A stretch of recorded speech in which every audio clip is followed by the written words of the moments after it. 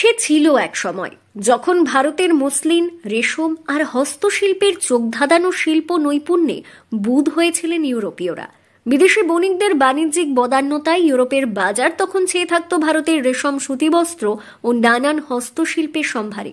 কিন্তু শিল্প বিপ্লব আর east India কোম্পানির পাশার দানে উল্টে গেল সেই রমরমা। বিদেশের কলজাত কাপড়ের কাছে হার মেনে বাজার থেকে বিদায় নিল মুসলিন সহ রেশম বালুচরি শাড়ি। 3 দিন সময়, এটাতে শাড়ি করতে গেলে 16 পিস শাড়ি যাবে, 16টা ব্লাউজের কাপড় আসবে। কোনো কোনো ঐতিহাসিকের মতে বালুচরির উৎপত্তি অষ্টাদশ শতকের প্রথমার্ধে। নবাব মুর্শিদ কুলি খান তার রাজধানী ঢাকা থেকে মুর্শিদাবাদে স্থানান্তরিত করার পর নবাব মুর্শিদ কুলি বেগমদের জন্য শাড়ি বোনার বরাত দেন মুর্শিদাবাদের বালুচর গ্রামের দক্ষ কারিগরদের।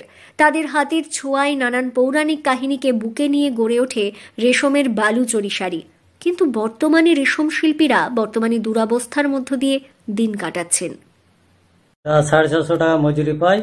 এই মালগুলো চলে যাচ্ছে এখন কোরাথান, সেটা শ্রীরামপুরে পিন হচ্ছে, বেনারসে পিন হচ্ছে, সেটা পিন হয়ে শাড়ি হয়ে আমাদের বিভিন্ন সংস্থায় বাইরে চলে যায়। বিভিন্ন শোরুম আছে, সেখানে যায়। এটা কেরলে চলে যায়, বেনারসেও অনেক জায়গায় যায়, কলকাতাতেও যায়, বাইরেও এটা এক্সপোর্ট হয়।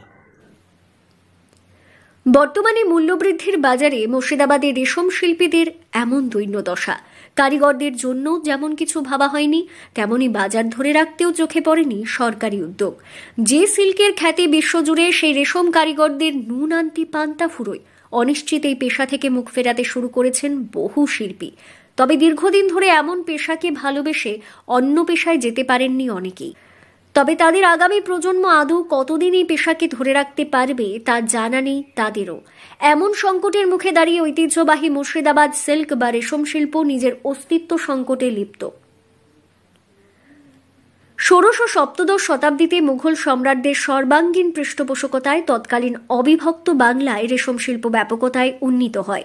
অধুনা বাংলাদেশের রাজশাহী জেলা ও ভারতের মালদা ও মুর্শিদাবাদ বেঙ্গল সিল্কের প্রধান উৎপাদন স্থল হিসেবে গণ্য হয়। রাজশাহী ও মালদা সিল্ক ইতিহাসের সেই নজিরই বহন করে এখনও। একসময় মুর্শিদাবাদ খ্যাতি লাভ করেছিল পূর্ব ভারতের সিল্ক মক্কা হিসেবে। মুর্শিদাবাদ সিল্কের কদর ছিল দেশ বিদেশে। এখনও ভিন্ন দেশীয় মানুষের মধ্যে সিল্কের সেই চাহিদা রয়েছে। কিন্তু উৎপাদন কমে যাওয়ায় বাজারে সেভাবে মেলে না উঁচু দরের মুর্শিদাবাদ সিল্ক। রেশম শিল্প এক প্রকার হস্তশিল্প। রেশম শব্দটি ফার্সি ভাষা থেকে এসেছে। তবে মুর্শিদাবাদ সিল্কের গুণমান ও মর্যাদা রয়েছে যথেষ্টই।